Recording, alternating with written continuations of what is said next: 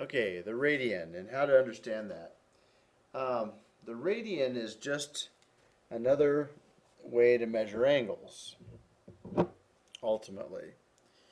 And so the first thing in trigonometry, what we deal with quite often is an angle is two rays that are rotated about a point. So if you could imagine this ray, two sticks swinging, this one's swinging around a circle using this point here.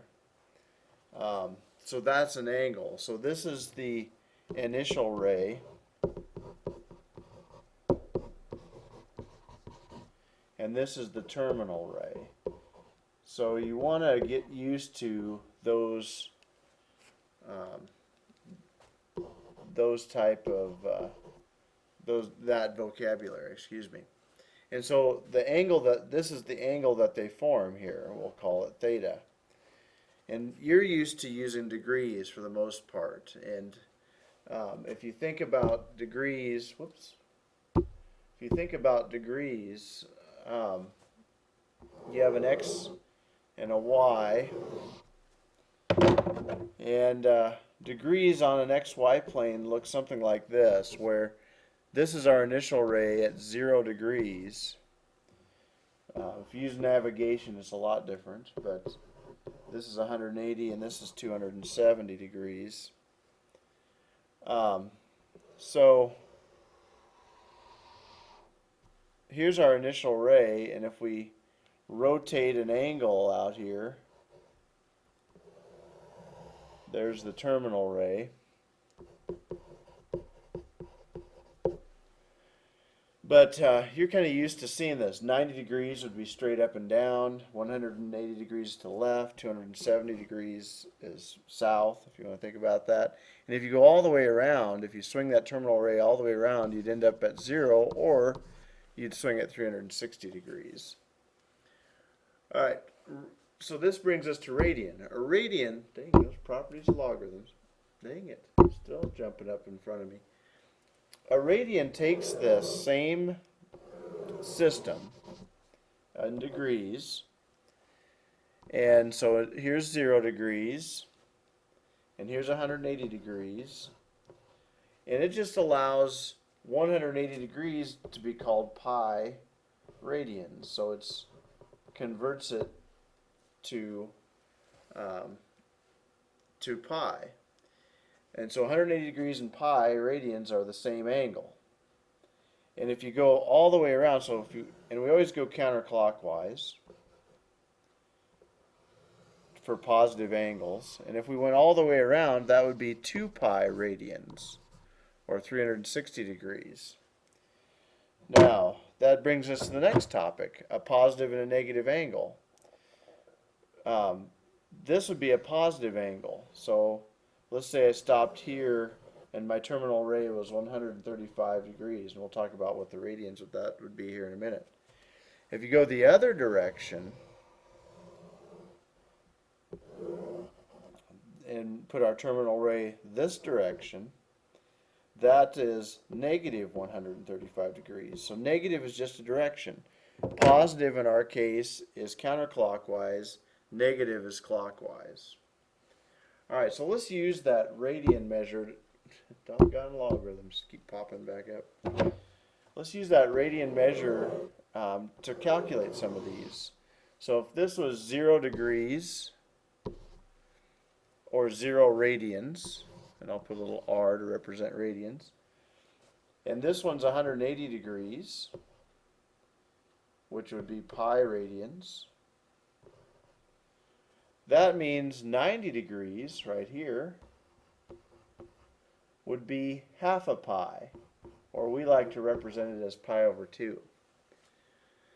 And if you wanted 45 degrees, we would cut that 90 degrees in half, or we'd cut pi over 2 in half, which would be pi over 4. And so and you can see that there's 4 of those. 1, 2, 3, 4. So 4 pi over 4 is pi radians. And similarly, you can do that with with about any angle. So if you had 30 degrees, you know, that cuts it into so many pieces, and 60 degrees, and we'll talk about all of those. But ultimately, it comes down to a conversion factor. The conversion factor is this. Um, we know that 180 degrees is pi radians. So if we have something, let's go ahead and convert it degrees to radians. So if we started out with, say, 135 degrees, we like to leave radians in terms of pi.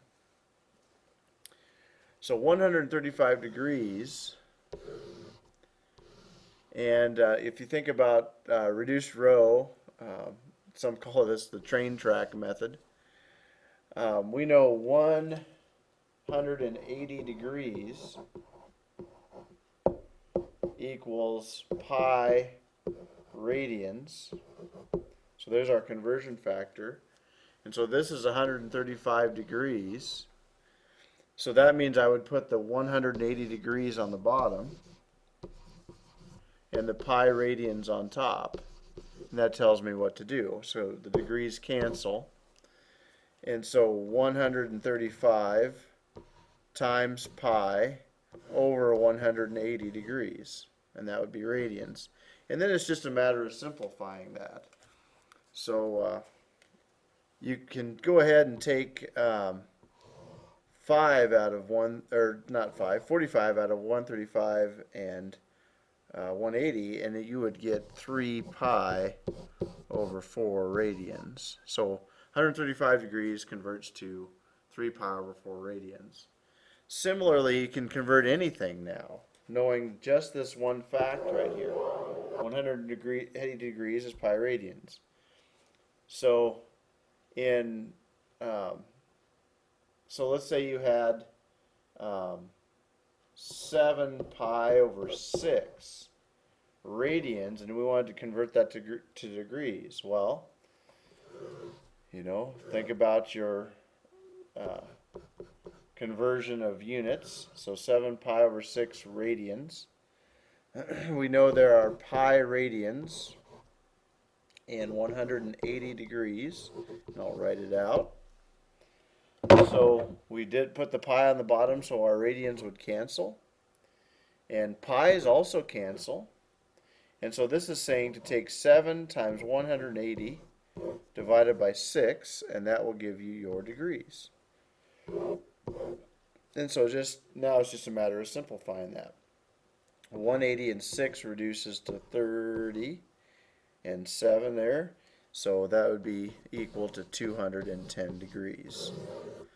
And so 7 pi over 6 in radians is the same as 210 degrees. Okay, and so that's kind of a quick one on how to convert back and forth. One other way to look at radians is with the unit circle.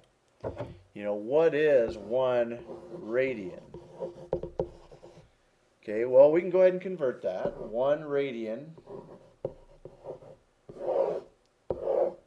and we know that pi radians converts to 180 degrees.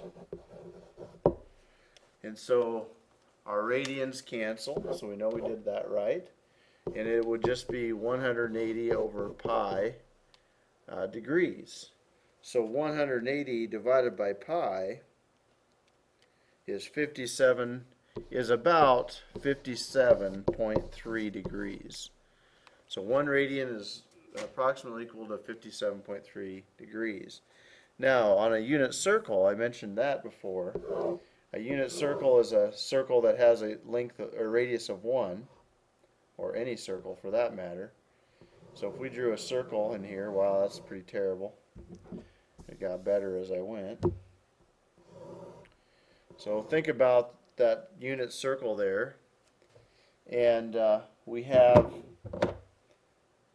a radius here, r. If you measure out 1 radian in degrees, if your terminal ray sweeps out 1 radian, and this is also a radius, the length of the circle. This arc length, this is called arc length, is also r. So the length of your arc length is the same as, if the length of your arc length of a sector is the same as your radius, you have 1 radian as an angle. And that's just kind of one of them neat facts that goes with it. So that's a radian, and how do you convert back and forth, and some other things along the way. So best of luck. I hope I showed you enough to get you started, and see you next time.